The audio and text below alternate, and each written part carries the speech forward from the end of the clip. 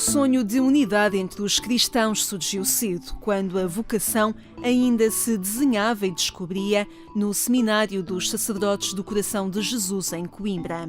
Hoje, o padre António Pedro Monteiro reconhece que, há 20 anos, realidade e sonho misturavam-se. Não sei se posso dizer com um sonho de igreja como se fosse uma coisa difícil a construir.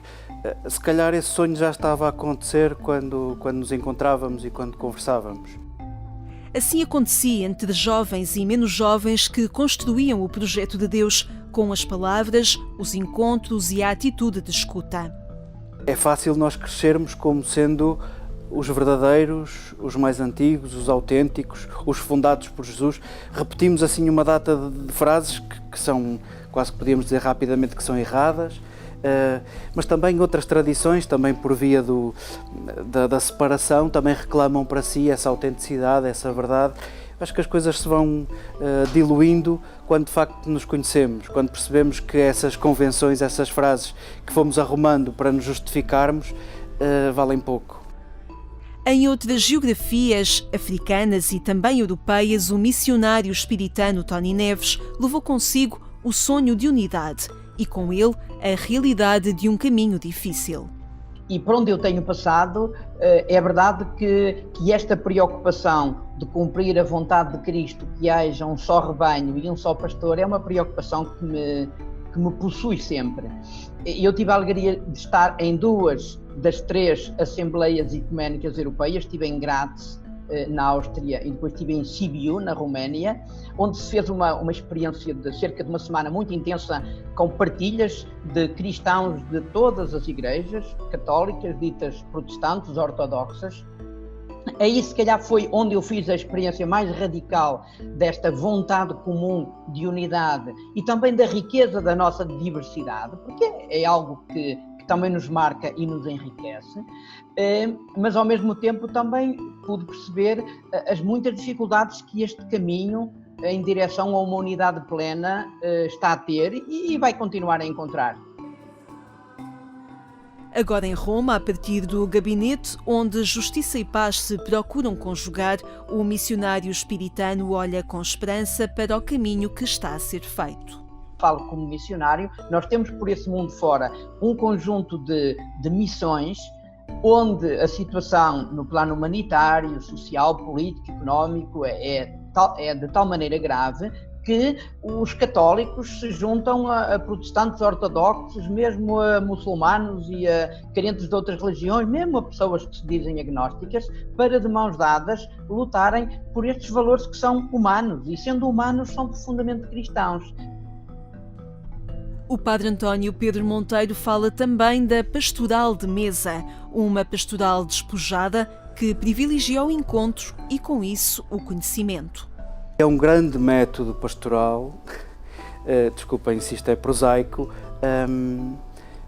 a possibilidade de nos encontrarmos à mesa, já que há caminhos que nos parecem meio vedados para chegarmos a consensos quase unânimes, que nem sei se isso é desejável, mas já que há caminhos que nos são vedados, há outros caminhos que eu diria este mesmo, da aproximação, do conhecimento gratuito e informal.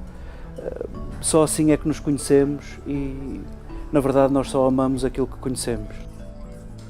E a fragilidade do outro é uma ponte para o que de mais íntimo existe. O campo da saúde é assim um terreno onde todos são iguais. A Igreja reconhece que é necessária alguma descomplexificação, algum esforço por descomplicar, porque verdadeiramente, como referias, há uma base de entendimento que começa precisamente pela nossa condição, pela fragilidade, pela dúvida, pela incerteza, pela intuição de que o outro me salva, pela intuição de que eu dependo do outro. De repente é um registro onde nos sentimos pares, onde não temos nada a ensinar, onde temos muito a escutar, muito a aprender, muito a partilhar. A irmã Augusta Vilas Boas cresceu com a palavra cuidado. A enfermagem levou-a a conjugar as palavras encontro e respeito em geografias africanas. Quantas vezes eu dizia ao doente, olha, peça a Allah, Ele vai ajudá-lo. Eu vou rezar também a Jesus Cristo. Juntos vamos conseguir. E quantas vezes eu dizia, o Senhor se abandonou a mesquita, deve voltar. No caso do Senegal, onde eram 100% muçulmanos. Continua a rezar na mesquita. O Senhor... Eu também vou rezar quando na missa ou na minha oração, eu também vou rezar pelo Senhor. Dos 4 anos que passou na Guiné-Bissau, os 10 que permaneceu em Moçambique e, mais recentemente na sua história, os 3 anos em que habitou no Senegal, fizeram esta religiosa confirmar o valor da vida humana. Nasce primeiro um conhecimento mútuo e a tolerância. Eu ser capaz de tolerar, de aceitar que o outro vai a Deus através de Maomé, por exemplo, os muçulmanos, mas que também nós cristãos chegamos a Deus por Jesus Cristo. E esta tolerância, esta abertura é muito importante. E também partilharmos os valores que cada religião tem. Porque se formos a ver, todas as religiões têm os seus valores que até são comuns. E que se formos capazes de pôr em comum estes valores e de os pormos aos serviços do bem comum, como, por exemplo, combater a guerra, combater o racismo, combater o fundamentalismo, combater tudo que atinge e trai os direitos humanos, porque não fazermos juntos? Importa encontrar essa resposta no campo comum que é o homem. Neste diálogo interreligioso, eu às vezes penso nos ateus, que fogem um pouco a este diálogo. E para mim, o diálogo mesmo com os ateus e todos os que não professam nenhum credo, nem estão vinculados a nenhuma tradição cristã ou religiosa, esta gente tem uma espiritualidade, tem valores que nós também devemos comunicar e aproveitar. Porque eles têm um espírito como a compaixão, a misericórdia, e que podem também, se calhar, este diálogo interreligioso abrir-se um pouco mais aos ateus e a todos aqueles que nem se confessam ateus, mas que também não se identificam com nenhuma religião. A Semana de Oração pela Unidade dos Cristãos é a cada ano esse convite para unir as mãos no caminho através da espiritualidade. Este ano coube à comunidade de monjas de Granchan, na Suíça, desenvolver as propostas de oração.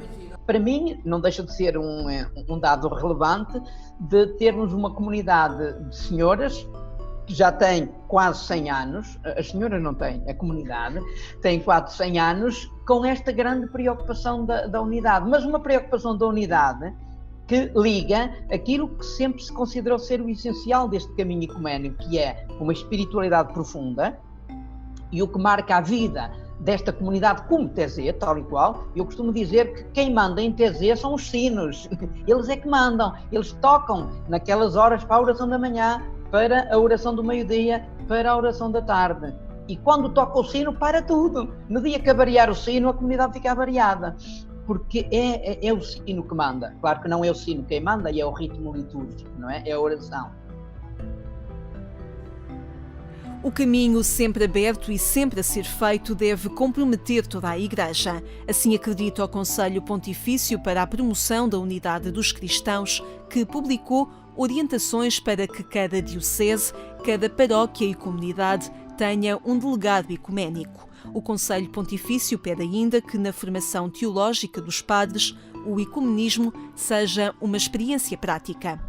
Muitos dos jovens padres que dizem: eu fiz, enfim, a minha teologia toda. É verdade que enquanto estava na teologia ia à paróquia ABC para fazer assim uma pequena experiência e tal, mas quando fui ordenado, o bispo nomeou-me para 3 paróquias não sei onde, e eu chego lá e não consigo fazer nada, porque afinal eu não percebo as dinâmicas de catequese, gerir a diversidade de grupos, o que é que eu vou priorizar. É a parte coral, é a parte da catequese, é o grupo de jovens, é a ação socio-caritativa, e é mais isto e mais aquilo, e é a cultura, e é o teatro. O que é que eu faço? E é o centro social que eu tenho que ser o presidente, mas eu não percebo nada, não é? E também, em termos ecuménicos, a realidade é rigorosamente a mesma. Se tu não fazes nenhuma experiência ecuménica, tu ficas com meia dúzia de ideias ecuménicas na cabeça, mas depois vais para a tua vidinha de padre, no caso, e isso não vai ter consequência nenhuma. Terão os religiosos, com os seus votos de pobreza, castidade e obediência, cartas a dar no campo do diálogo e do encontro? Veio a guerra, o golpe de Estado de Nino Vieira, eu estava lá, não fugimos. Veio agora esta pandemia que nos apanhou no Senegal, não fugi. Veio as situações em Moçambique, que são de uma pobreza extrema, onde eu estive, também não deixamos isso. Então o povo percebe que nós damos a vida. Se calhar os religiosos podem ter a liberdade, e que bom seria se isso acontecesse, de poder não só colaborar com aquilo que é urgente, mas porventura também pensar naquilo que é necessário. E que bom seria se mais do que a tolerância fosse o respeito profundo a conduzir a certeza de que todos são carne e iguais em espírito. E dessa forma permanecer no mesmo amor e cuidar dos frutos da paz e da justiça.